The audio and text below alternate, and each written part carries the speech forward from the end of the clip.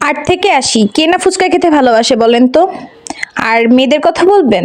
ফুচকা তো মেয়েদের প্রাণ। আর সেই মেয়েদের ভালোবাসা চান? অবশ্যই বেশি বেশি ফুচকা খাওয়ান। আসসালামু আলাইকুম এভরিওয়ান, আশা করি সবাই ভালো আছেন।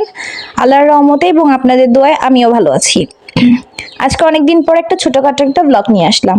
এতক্ষণে অবশ্যই বুঝতে পেরেছেন ব্লগটা কি নিয়ে। হ্যাঁ, ঠিক ধরেছেন। আজকে আমি বাসায় ফুচকা তৈরি করব। আর বাসায় না তৈরি করারই কি উপায় বলেন? আপনাদের ভাইয়াকে বললাম আমি ফুচকা খেতে যাব, সে এক কথা, না বাহিরে যাওয়া যাবে না, বাহিরের ফুচকা নাকি খুবই অস্বাস্থ্যকর। তাই সে আমাকে বলল যে বাসায় তৈরি করে খাও। যেমন কথা তেমন কাজ। আমিও সকাল থেকে খাওয়ার জন্য প্রিপারেশন নিয়ে নিলাম। সকাল দিকে ডাবলি ভিজিয়ে রাখলাম, যেটাকে মানে ঘুগনি তৈরি করা হয় সেটাকে, জানি না আপনারা কি কি বলেন। ডাবলি ভিজিয়ে রেখেছিলাম, বিকাল দিকে সেটা প্রসেস করে সুন্দর মতো ধুয়ে প্রেসার কুকারে বসিয়ে দিলাম। আর হ্যাঁ, ডাবলির সাথে কিছুটা আলুও দিয়েছিলাম। সেটা হতে দিয়ে আমি সুন্দর মতো টক তৈরি করে নিলাম, কারণ ফুচকার মেনই হলো টক। টক যত বেশি মজা হবে ফুচকা খেতেও তত বেশি ভালো লাগবে, যে কারণে আমি টকটা খুব মনোযোগ দিয়ে তৈরি করছিলাম। বাসায় পাকা তেঁতুল ছিল, সেটা সুন্দর মতো হালকা গরম পানিতে ভিজে রেখেছিলাম, তারপর কচলে নিলাম। তারপর তার মাঝে এক এক করে বিভিন্ন রকমের মশলা দিয়ে দিলাম, যেমন চাট মশলা, বিট লবণ, খাবার লবণ, ধনিয়া গুঁড়া, জিরা গুঁড়া এবং পাঁচফোড়ন এবং চিলি ফ্লেক্স সবকিছু দিয়ে সুন্দর মতো মিক্সড করে নিলাম। আর হ্যাঁ, সবাই কিন্তু টক ঝাল খেতে পছন্দ করে। আমার কাছে আবার মিষ্টি টকটা একটু ভালো লাগে বেশি, যে কারণে আমি ফুচকার মধ্যে একটু চিনিও ব্যবহার করি। চিনিটা দিলে কি ওটা একটু বেশি মজা লাগে আমার কাছে। জানি না কে কেমনটা খায়, বাট আমি মিষ্টি টকটাই বেশি পছন্দ করি। আর তার মাঝে একটু ধনেপাতা দিয়েছিলাম আর একটু কাঁচামরিচ, দেখার সৌন্দর্য এবং স্মেলটাও ভালো আসে।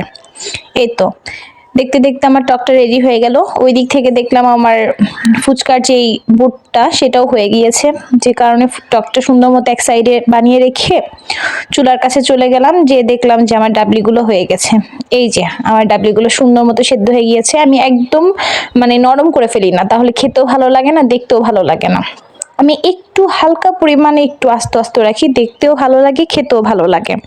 এই তো আলু এবং বুটটা আমি একটু সুন্দর মতো ম্যাশ করে নিচ্ছি। ধোয়া ওটা ফুচকা, উফ, ভাবতেই জিহ্বায় জল এসে যায়। যাই হোক, আমি অফ ক্যামেরায় পেঁয়াজ, কাঁচামরিচ, ধনেপাতা সবকিছু কেটে রেখেছিলাম। আর এই তো সব সুন্দর মতো মিক্স করে নিচ্ছিলাম। আমি সবকিছু মশলা বাসায় তৈরি করে রাখি, যেমন ধনিয়া গুঁড়া, জিরা গুঁড়া, পাঁচফোড়ন সবকিছু সুন্দর মতো করে রাখি, তাহলে কি যেই জিনিসটা যখন খাবো তখন আর বেশি প্যারা নিতে হয় না। এই তো এই যে দেখেন জিরা গুঁড়া করে রেখেছিলাম, সেটা শুধু খাওয়ার সময় দিয়ে দিলাম। সব রকম মশলা দিলে কি ওই বাহির থেকেও বেশি টেস্ট হয়। আর বাসায় যদি একটা জিনিস তৈরি করা হয় তার টেস্ট কিন্তু অন্যরকম লাগে, সবাই মিলে একসাথে খাওয়া। আর বাহিরে খেলে একা একা খাওয়া লাগে, হয়তো বা সবাই সবসময় যেতেও পারে না, কিন্তু বাসায় খেলে সবাই একসাথে খাওয়া হয়, একসাথে বসে আড্ডা দেওয়া হয়, এটা অন্যরকম একটা বন্ডিং ক্রিয়েট করে। যাই হোক, আমি কিন্তু অফ ক্যামেরায় ফুচকাও ভেজে রেখেছিলাম, বাসায় ফুচকা তৈরি করে ভেজে রেখেছিলাম। এই তো এক এক করে ফুচকাগুলো সব সুন্দর করে পুরগুলো ভিতরে ভরে আমি প্লেটে সাজিয়ে নিচ্ছিলাম, যেন সবাই একসাথে বসে ফুচকাগুলো খেতে পারি। আর সন্ধ্যাবেলা ফুচকা খাওয়ার মজাই তো আলাদা, ঝাল ঝাল ফুচকা, টক মিষ্টি টক দিয়ে। এই তো এক এক করে আমার সবগুলো ফুচকা রেডি করা শেষ। এখন আমি টক দিয়ে, এই দেখেন এই যে আমার টক এবং ফুচকা, লাস্টে একটু ডিম গ্রাইন্ডার করে সুন্দর করে দিয়েছিলাম। যাই হোক, আপনারা কিন্তু সবাই বলবেন আমার ফুচকাটা কেমন হয়েছে। আর হ্যাঁ, আপনাদের সবার দাওয়াত রইল, আপনারা কিন্তু আসবেন। জানি আপনাদেরও লোভ লাগছে, আর আপুদের তো অবশ্যই লোভ লাগবে। আপুরা, আমার জন্য পেট খারাপ না হয়, প্লিজ আপনারা লোভ দিয়েন না, আপনারা সবাই আমার বাসায় চলে আসেন। সবার দাওয়াত রইল। আর এতক্ষণ যারা ধৈর্য সহকারে আমার ভিডিওটা দেখছিলেন সবাইকে অসংখ্য ধন্যবাদ। সবাই ভালো থাকেন। আসসালামু আলাইকুম।